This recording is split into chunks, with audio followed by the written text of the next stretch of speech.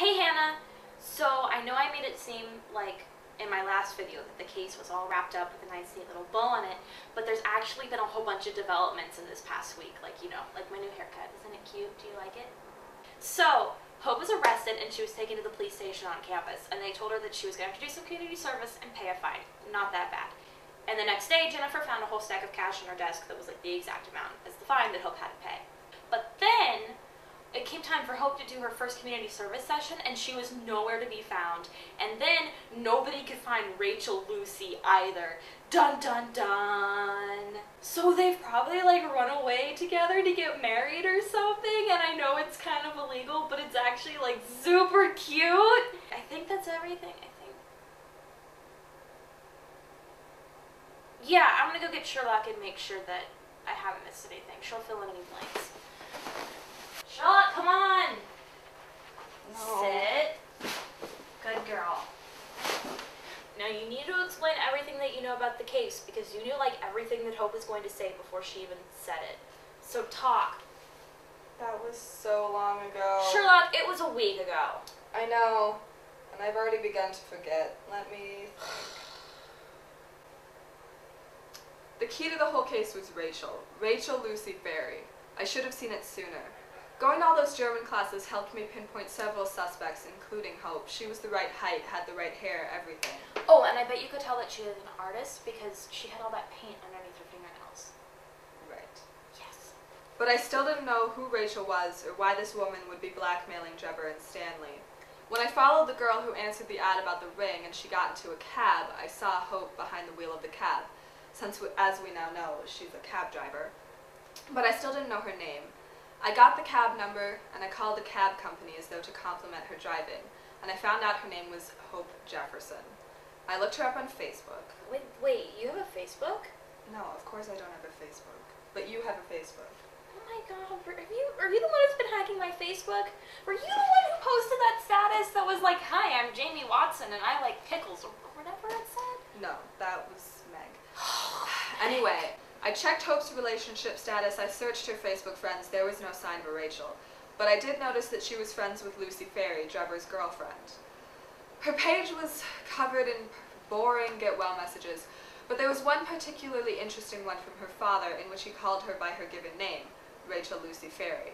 Once that connection was made, many of Hope's actions began to make sense in the grand scheme of things. I told you the two reasons to paint a name across campus would be because it's your name or a lover's name, so I deduced that Rachel and Hope must be lovers, since Rachel could hardly get out of her hospital bed and spray paint her name everywhere. Her father's Facebook post mentioned Trevor. I could assume that it was pressure from the parents that drove the two together, not actual interest in each other, and that what Hope wanted was for Trevor to break off the engagement. I knew all of this the moment that I knew who Rachel really was.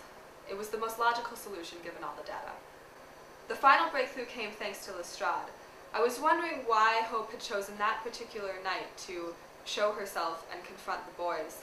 It was because she saw Trevor kissing Alice. I contacted Hope, I told her what I knew, and asked her to turn herself in and pay the fine, promising that no further harm would come to her and Rachel. Did Hope pay the fine? What do you mean? I mean, the money just showed up on Jennifer's desk one morning. I mean, if Hope had the money to pay the fine, why didn't she just pay it when she was arrested? Interesting. Perhaps she made an exchange. She gave someone information and they paid the fine for her. Gee, I wonder who would do that. I have no idea. So do you know what happened to Rachel, Lucy, and Hope? How they run away to New York to get married? I don't know, and I don't need to know. I think the police are dropping it anyway. It's not mentioned in the article. The article? What the hell is this? They explain the whole case, but they don't even make a mention of you? They make it sound like Jennifer solved it. This is BS. Yes, Tabitha Gregson has written several articles about campus police and the various crimes they solve. She always seems to focus on Lestrade. I'm not sure if it's because she likes her or despises her. But you solved the case. She should be writing about you. That'd be way more interesting anyway. I told you, I don't need credit.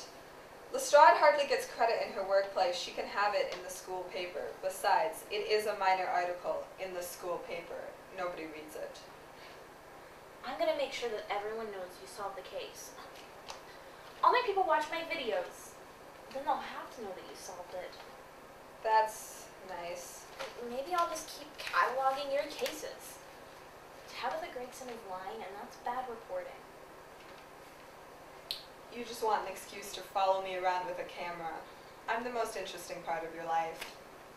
Well, maybe I'm just the Gregson to your Lestrade.